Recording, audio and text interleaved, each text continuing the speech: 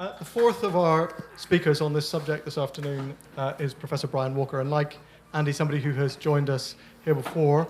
Brian is a Professor Emeritus of Irish Studies from Queen's University Belfast, and I think alongside the other perspectives we've heard, we thought it would be very interesting to set the Bandon Valley killings in their all-island context, and that is what Brian will do for us now, so thank you very much. Thank you very much. Now, can I be heard clearly? Am I being recorded properly? Yes? Everything good? Well, I'm going to take the liberty of the first few minutes explaining my own background. I'm from Belfast. My father was a Church of Ireland rector. I went to Trinity. I then went to Queen's, where I lectured in politics for over 30 years. Now, I do have some family links with this period, not with this particular part of the world, but on my mother's side, her grandfather was a first cousin of John Lonsdale. Now, who here has heard of John Lonsdale? Nobody. John Lonsdale was an important unionist leader. He was MP for North Armagh from 1900 to 1918. Between 1903 and 1916, he was secretary of the Unionists at Westminster.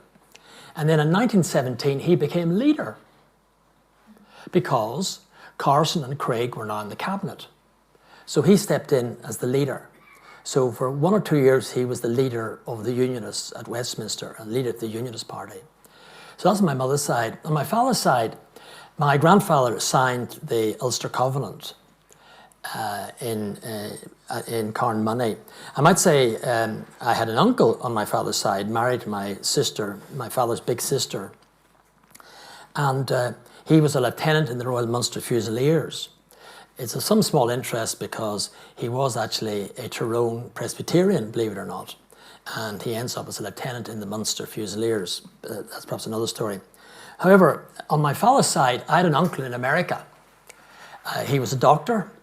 He's my great uncle, David Walker. And he lived in Portland, Oregon. In 1917, he died. I don't know what he thought about these times. Anyway, in March 2016, as I was watching all these programs about the 1916 Rising, I suddenly get an email which says, I believe we're related. Now, I was afraid it was somebody after money. However, I take it down, and it turns out to be one Barry Cunningham from California. And he's tracked me down because I've written an article about my great uncle. He tracked me down for that reason, and he said, I believe we're related. He tracked his family background down to Anne Walker, the household of David Walker in 1880. He said, we're related. And he also said, my wife and I are coming to Dublin in May, okay? And then he says, my wife is related to one of the leaders of the 1916 Rising, Michael Mallon. Now, I had no idea who Michael Mallon was, I have to admit. You probably all know who he was. But let me tell you this. He was no foot soldier. He was Chief of Staff of the Irish Citizens' Army. He was Commandant St. Stephen's Green. And he took part in the Rising in 1916. Now, I have to say, I rather liked Michael when I read about him. Because when he was being court-martialed, he didn't say, I refuse to recognise the court, or I'm happy to die for Ireland. What he said was, I think there's a bit of a mistake here. When I turned up at St. Stephen's Green, I thought it was for military manoeuvres only. James Connolly never told me anything. And then, now this is the masterstroke, this was a cunning plot, as Baldric would say. This is a cunning plot to get out. This was the card that he hoped would get him out. He said, furthermore, I wasn't even an officer. I wasn't in command. I took orders from Countess Markovitz. Now you see, blame the woman. This was the trick. And apparently the idea was, by blaming her, the British would not execute a woman. You see, that was so it made sense. Blame the woman. But what then happened at the court-martial, two constables from the Dublin Metropolitan Police stood up and said that they both gave the same evidence. First of all, he was definitely in command. There's no doubt about it. And secondly, we were both treated very well. There's a hint there they were trying to lessen the sentence because, So anyway, the family have had to explain why he took that approach. The reason was he was married, 4 children, a fifth one on the way, who was then born after he died. He didn't want to die, he wanted to look after his family. To me, it's perfectly reasonable. Anyway, he's found guilty, and then, very bravely, he faced his death. I mean, he did try to get out, but once the sentence was passed, he accepted that and was a very brave man and was executed in May. So anyway, I emailed back these people, my friend Barry, and I say, how is your wife related to Michael Mallon? And the reply comes, Glenise immediately comes back to me and she explains she's a grandniece of Michael Mallon. Michael Mallon had a brother, and this brother had a son who went to play football, professional football in England in the 1930s. He met Glenise's mother, and they got married in the war. But the problem was, she was Irish and Catholic. He was Irish and Catholic. She was English and Church of England. And the families didn't approve. So they went to Canada and went to eventually America. And then that's how she met Barry, and they're married and living in California.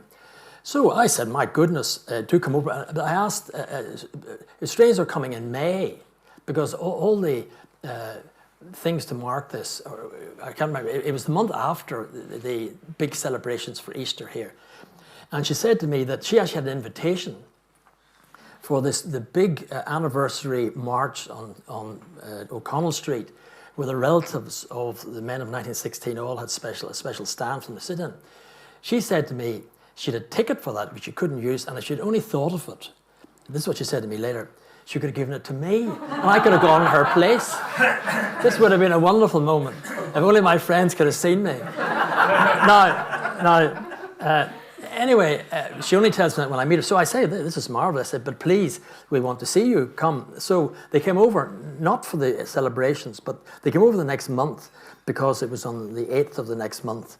There was a special ceremony to mark the execution of Michael Mallon, and all the family were there. So they came up 2 days later to see us in Belfast. They stayed in Belfast, and they came to our house, and we toasted the memory of John Lonsdale and Michael Mallon. So that's just a little story. Anyway, I want to talk today about Dunmanway. Now, you may remember I gave a talk here previously, and the subject was Cork, Lisburn, and Belfast in 1920, because unfortunately, these centres were all linked. What happened in Cork had a direct effect in the north.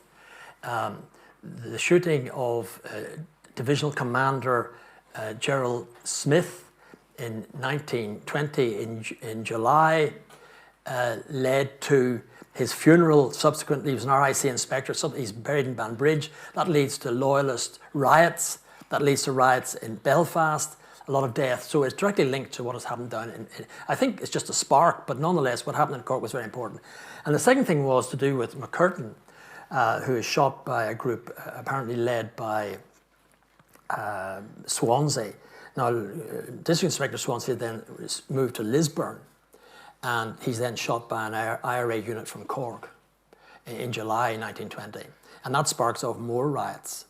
So it just shows you how events in the north were affected by events in the south. And I have to say, what I'm going to say today is events in the south were affected by events in the north in 1922. On the 21st of April 1922, the Church of Ireland Gazette observed the following. Just now, Ireland is in the grip of the military habit. The country is full of young men, some in uniform, some in civilian attire, all bearing arms and going through military evolutions. The danger is very real. End of quote. Now, this appeared in the Gazette just a week before the Dunmanway and Bandon Valley murders, and in my opinion, captures well the atmosphere in Ireland before those terrible events. I want to set those events in their context, not just in West Cork, but also in the broader all-Ireland dimension and the longer period of the Irish Revolution. I believe that events in West Cork were influenced by events in the north and can also be seen as a consequence of revolutionary violence. Why did these murders take place? First, I'm going to give a few details about what happened, and then deal with some commonly held views on why they happened. Then I will examine the greatly heightened political situation in April, followed by a look at that nasty feature of this revolutionary period, namely reprisals, how and why they happened. Next, and most importantly, I will outline what I believe is the explanation for these murders. Finally, I will look briefly at how these events have been remembered. First then, what happened in late April 1922 in this part of West Cork? On the 26th of April 1922, a 6-man party of anti-treaty IRA volunteers, reportedly on special duty, arrived at 1:30 in the morning at Ballygroman House Ovens and demanded to speak to the owner, Thomas Hornibrook. These were not local IRA volunteers, but from Bandon, 21 kilometres away. When Hornibrook refused to open the door, they broke into the house. In the ensuing struggle, IRA Commandant Michael O'Neill was killed on the stairs by a shot allegedly fired by Captain Herbert Woods, an ex-British Army officer and a relative of the Hornibrooks. Later that morning, another IRA party returned to Ballygroman House and seized not only Woods, but also Thomas Hornibrook and his son Samuel. All three were summarily executed and buried secretly. To this day, they remain among the disappeared of the revolutionary period. That night, and over the next 3 nights, armed men went into Dunmanway, a neighbourhood, and murdered 10 people, ranging from a 16-year-old to an 82-year-old. All were Protestants. All were members of the Church of Ireland, except for one Methodist. In addition, another 20, approximately, including, I believe, a couple of Catholics, were shot but survived. There was widespread condemnation of these events, but the perpetrators were never identified or charged, although there must have been many witnesses. How are these murders to be explained? Most have agreed that the O'Neill death, the death of Michael O'Neill, acted as a sort of spark which led to the events at Dunmanway. But most have been reluctant to see it as the main cause, because his death had already been revenged by the seizure of Woods and Hornibrooks, and the number of deaths at Dunmanway was excessive. Afterwards, various councils expressed sympathy for the families of both O'Neill and the Dunmanway victims, but no one connected the two. Indeed, at one meeting of Cork County Council, a councillor rejected, and what he said, any insinuation that there was any connection. So why did this happen? Absence of the local IRA leadership in Dublin and consequent indiscipline among IRA ranks have been viewed as contributing factors. Various theories have emerged to explain the events at Dunmanway. Some are very fanciful, such as the idea that British agents were involved in order to promote a pre-invasion. These can be easily dismissed. Then several authors have claimed that the victims at Dunmanway were killed because they had been informers or had strong connections, former connections to the British military. Another argument has been that some of those killed were members of an anti-Sinn Féin society and were killed for this reason, not a sectarian one. Later in 1952, local IRA volunteer Michael O'Donoghue made a statement to the Bureau of Military History that those killed in Dunmanway were loyalists who were believed to be part of an anti-Sinn Féin society, but he gave no evidence, and it's very likely he was trying to find some excuse for these dastardly murders.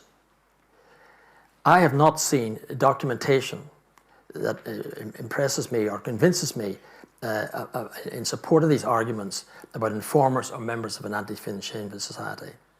There have been allegations of earlier links with British forces. It's hardly relevant. The War of Independence is over by 10 months. 10 months is over. The military, British military, are withdrawing from all the different barracks and everything. So I'm afraid I don't really accept that.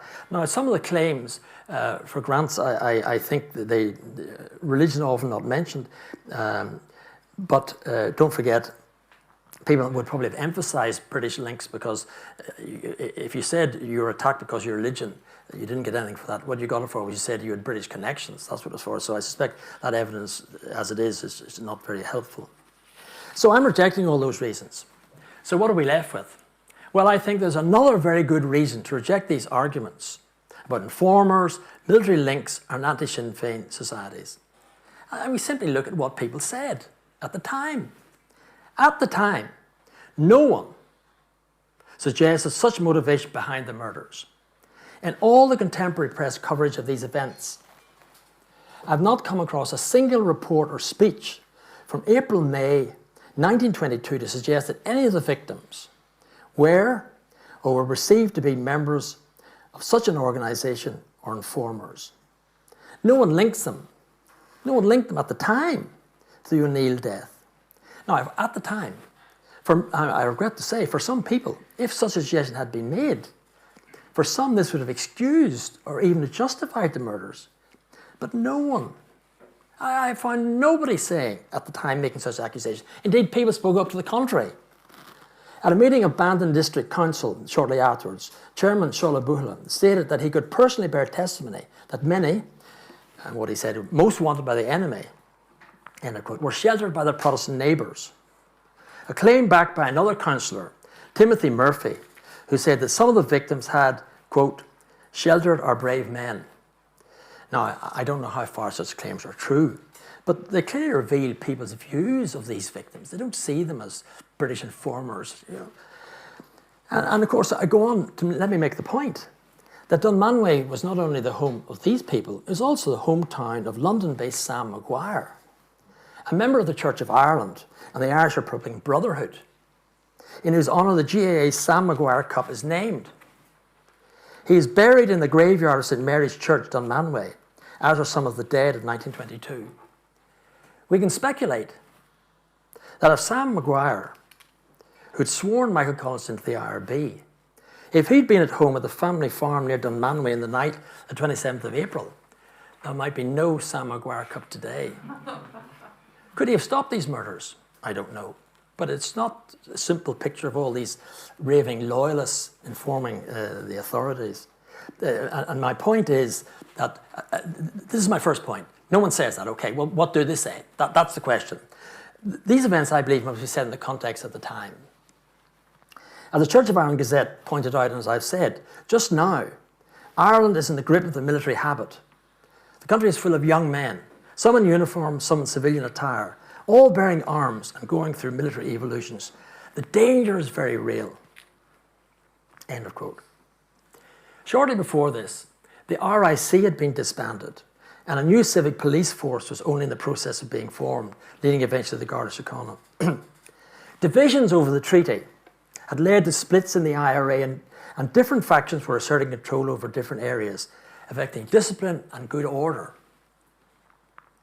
The first 6 months of 1922 also witnessed a rise in sectarian and political violence in the north, which included the expulsion of many Catholics from their homes in Belfast.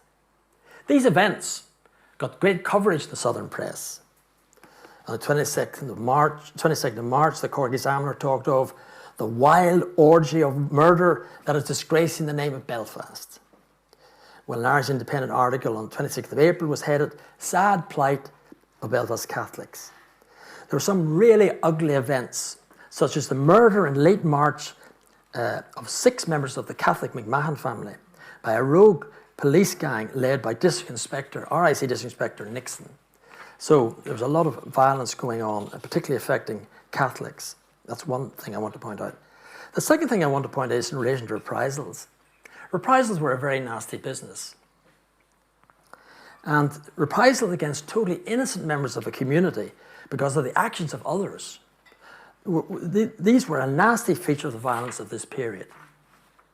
Ironically, the murder of Munster RIC Divisional Commander Gerald Smith in June 1920 removed a senior police officer who was strongly opposed to police reprisals.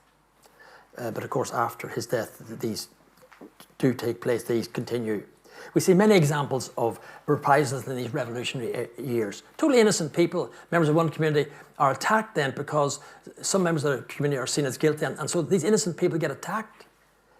For example, in December 1921, auxiliaries burnt a large part of Cork in reprisal for the actions of the IRA.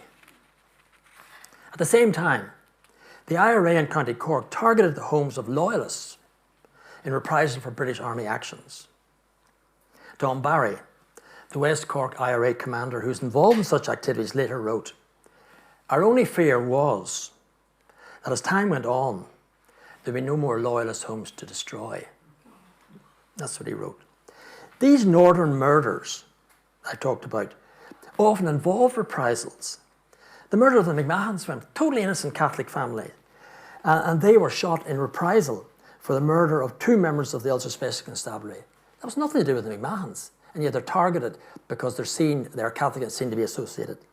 Then on the 17th of June, 6 Presbyterian farmers, including a woman at Alton-Vay, near Newry, were murdered by an IRA unit under the orders of Louth Republican Frank Aiken in reprisal for the killing of 2 members of the IRA. So this is the background. A lot of nasty things going on, a lot of nasty things going up in the north, and reprisals being a terrible feature of this period. This is the background to the Dunmanway murders, which serves to explain them in my opinion. At the time, there was a widespread view that the murders were a sectarian reaction to and a reprisal for murders in the north. Now let me show you something that Erskine Childers said at the time in an editorial in the May 1922 anti-treaty propaganda sheet published to Erin. Could you please put it up on the screen for me? This comes out in May 1922. Can you all see that? He declared his belief that, and I quote from the beginning, "Nothing more deeply shocked the conscience of all Irish nationalists of all shades than the brutal murders of Protestants in County Cork." He then goes on, and a part of this editorial which is sometimes ignored, he explains what caused or provoked these murders. He wrote, "We do not forget the provocation, the daily slaughter of Catholics in Belfast, such as the McMahon family, the shooting down of women and little children. But nothing can justify this horrible episode." Unhesitantly, he declared, "Sectarian crime is the foulest crime, and is regarded as such in the tradition of our people, for it violates not only every Christian principle, but the very basis of nationality as well." End of quote. Okay, you can take that down. Oh, you can just see it. Take down a few minutes, please. Anyway, Childers' condemnation was now joined by many other such statements. Both in Cork and further afield, there were many strong statements to condemn these murders and to express sympathy with the families of the victims. Often these statements described events in West Cork as reprisals for events in the north. On Sunday the 30th of April, that's just after these events, a local priest, Canon Hayes, stated, "If a mad Orangeman murdered a Catholic in Belfast, he saw no reason why an innocent Protestant should be shot in the south as a reprisal." End of quote. The Catholic Bishop of Cork, Dr. Daniel Cullen, asked, "Where would they find themselves if in the north Protestant continued murdering members of the Catholic community, and in the south Catholic took reprisals on the Protestant community?" End of quote. That same day in Longford, Eamon de Valera strongly condemned the murders and warned against the danger of reprisals on the minority of the south for what was happening to Catholics in Belfast, although he did not rule out violence in general. He urged people, "Let them, if necessary, carry on a crusade in the north in defence of their brothers who were being ruthlessly murdered, but do not carry out reprisals here." So carry them out in the north, but not here. On the 12th of May, Michael Collins, a West Cork TD, and other government ministers met a Church of Ireland deputation in Dublin and sought to give reassurance about Dunmanway and other incidents about against the Protestant community. Collins said that the government would ensure, and I quote, "ensure civil and religious freedom in Ireland." And then he goes on to remark, and I quote, "It was obvious that the revolting murders in Belfast had an effect on the current situation. But the Belfast massacres could not be considered any justification for the outrages to which the deputation had alluded." Given the strength and range of these views, I believe it is reasonable to argue that the attack in Dunmanway was a sectarian reprisal by elements of the IRA for sectarian attacks in the north, probably sparked off by the shooting of O'Neill.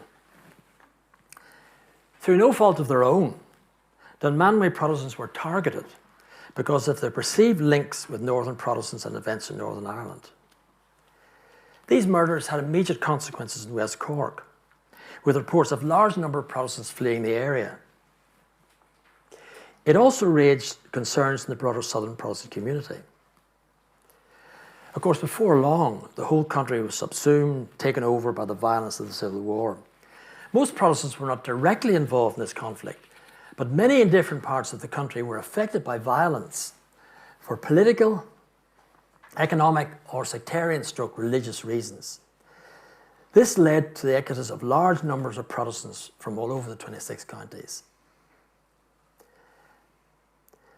I could quote various Church of Ireland bishops talking about this, but I'm going to give you a quote from the Catholic Bishop of Cork, Daniel Colohan. This statement of his, I believe, does two things. It confirms the harsh treatment of Protestants at this time in the Civil War, as well as showing his strong condemnation of these events. He described, and I quote, how Protestants have suffered severely during the period of the Civil War in the South, end of quote. And he urged that charity knows no exclusion of creed. I think that makes 2 points. First of all, he was shocked and appalled to this and opposed to it, but he's nonetheless pointing out that it's been going on. The trials and tribulations of this period are vividly recorded in the speeches of Church of Ireland bishops, diocesan and general synods, as I've recounted elsewhere in some material I've written. In September 1922, Bishop C.R. Dowse, that's the Church of Ireland Bishop of Cork, the United Diocese of Cork, he spoke to their synod in Cork City. This is in September 1922. He asked, "Who can adequately describe the times through which our people have passed during the last few months? The memories of those ghastly massacres in West Cork can never pass away." End of quote. At the synod in May 1923, he spoke of the terror of the previous 2.5 years. He talked of houses burned, destruction has marched through the land, many of our people has gone. He put the loss of Church of Ireland members at some 78% of the Church of Ireland population. But he gets this wrong. He's perhaps not trying to cause panic, and he doesn't know the full figures. The census figures, which come out in 1926, show a drop of at least 30%. But Dowse then goes on to reject ideas of despair, and he expresses hopes for the future. He described how during these trying times, Roman Catholic and churchmen have proved mutually helpful to each other all over the diocese. End of quote. Now that reference to churchmen is sometimes the way people talked about Church of Ireland people. Roman Catholic and churchmen have proved mutually helpful to each other all over the diocese, even though there's been all this violence. Now finally, I want to look at how these events in Dunmanway and elsewhere, as they affected the Protestant community generally in this period, were remembered, or more correctly, not remembered in future decades.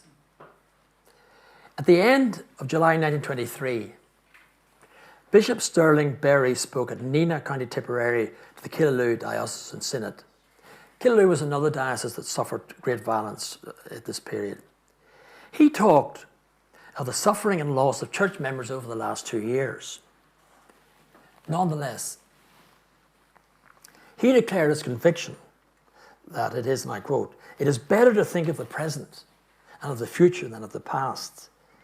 He warned, and I quote again, "One of the worst results of civil strife is the risk that it may leave behind it antagonisms which will endure for many generations."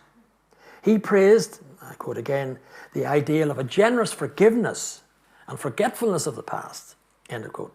So that was his idea, forgive and forget. That's really how we should approach this. And I have to say, this view greatly influenced how these events were dealt with in the Protestant community. In W. Allison's Phillips, edited 3-volume history of the Church of Ireland published in the 1930s, there are whole chapters on the patrician period.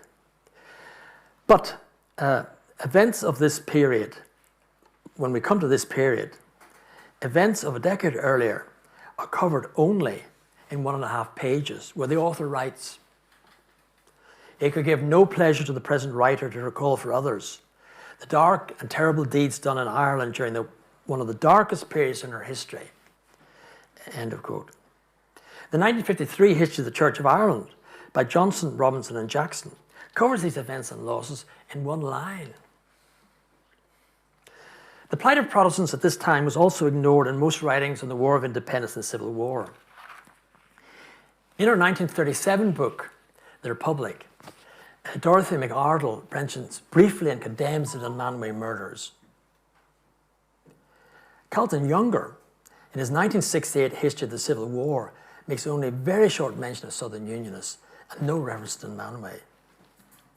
The important writings of Michael Hopkinson, a distinguished historian in the 1980s and 1990s on the Civil War, they do not discuss in any significant way the impact of the war on Southern Protestants and do not touch on Dunmanway.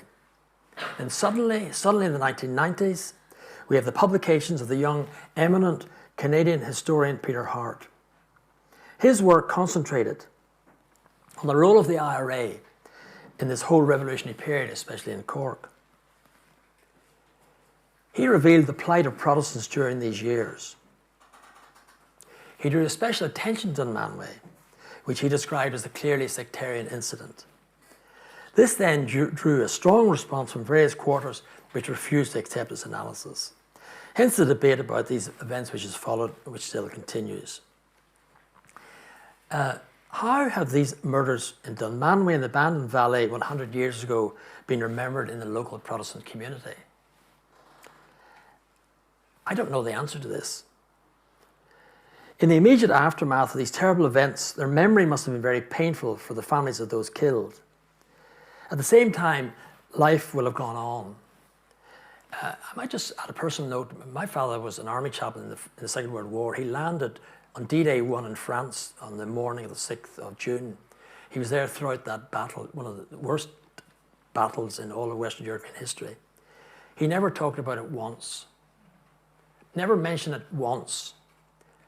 Now, I think he didn't do that because he saw terrible things. He didn't want to tell us about them. Also, I think I'm fair to say that he had a happy life after the war, happy family life and a successful career. And so he didn't want to mention any of these things. But did he have nightmare? I don't know. I have no evidence. So what I'm saying is some of these people, some may have remembered it, but for some, there may have been a desire really to put it in the past. What's the point? Now, I have to say, because of my writing in this subject, I was contacted a few years ago by two young persons who'd only discovered just recently that thanks to their parents writing their family histories, that they were related to one of the victims whose fate they'd never known about growing up. Their parents only discovered it when they did a bit of family history. So in those cases, it must have been forgotten. For other families, of course, these memories will have survived. In late April this year, exactly 100 years after the murders, quiet events in memory of the victims were held at the graveyards where they were buried. Families and neighbours had restored gravestones or erected new ones. Paul Colton, the current Church of Ireland Bishop of Cork, went on a special visit over 8 days to the parish churches at these sites, praying with the descendants of victims, laying wreaths and holding services. These descendants included not only those who still live in the area, but others whose families fled at the time and did not return. He visited the grave of IRA Commandant Michael O'Neill. Bishop Colton laid flowers at the home of the Hornibrooks and at Ferran Thomas, close to the bog, where their bodies and that of Captain Woods are believed to be buried. Today in Skibbereen, we're remembering these events of 100 years ago. So that traces that background. Let me make some final comments. These killings in Dunmanway and surrounding district were completely unjustified sectarian murders and should be seen as such. They were widely condemned at the time. They were reprisals by elements of the IRA for sectarian attacks in the north, probably sparked off by the shooting of O'Neill. Through no fault of their own, Dunmanway Protestants found themselves targets of these reprisals. A month ago, there was a letter in the Sunday Independent from a Martin Mansark from Tipperary. Now, I believe this is Martin Mansark's former senator and former Fianna Fáil TD. His letter was about another sectarian incident at this time. This involved the burning by anti-treat forces of the Balcony Protestant orphanage at Clifton, County Galway, at the very beginning of the Civil War. He strongly condemned this burning as a completely unjustified act. He dismissed allegations which had surfaced recently to try to give some legitimacy to this action, as of allegations concerning Dunmanway. He wrote, 100 years on, many attitudes have evolved, and we do not have to defend everything in the past from whatever side in the national cause. End of quote. This approach should be taken to the Dunmanway murders. They should be accepted what they were. We owe this to the victims 100 years ago. We also owe it, I believe, to their descendants today, who have had to endure allegations and insinuations about their ancestors in the past. Hopefully, as we come to the end of the decade of centenaries, we'll have learned to take a more truthful, a more repentant, and a more compassionate approach to the past. This is important as we move to the future. Thank you.